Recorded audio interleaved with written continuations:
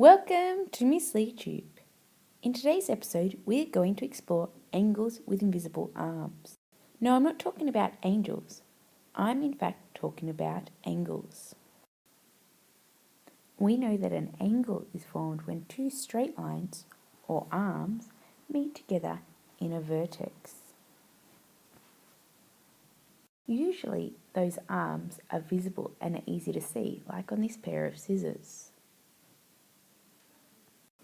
However, sometimes that is not the case. With this gate here, one of the arms of the angle is really easy to see along the bottom. But where the gate closes up, forming the other side of the angle, that is an invisible arm. It's the same with this gate. We have the visible arm of the open gate that combines with the invisible arm of the closed gate.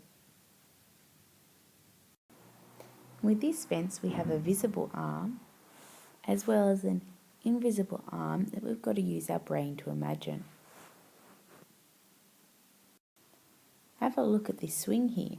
We have the visible arm of the swing that joins up with the invisible arm of where the swing would be when it stops.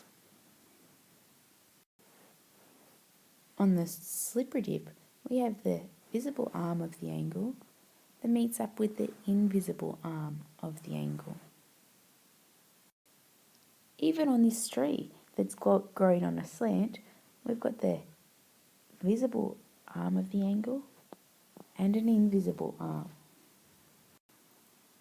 We can even see angles with invisible arms when we are playing sports.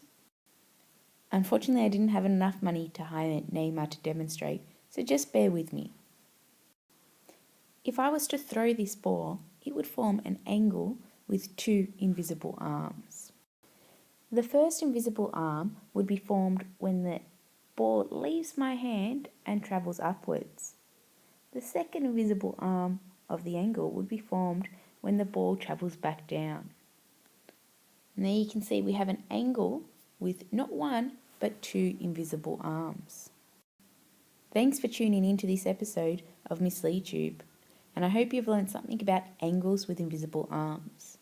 Can you see any examples around you now?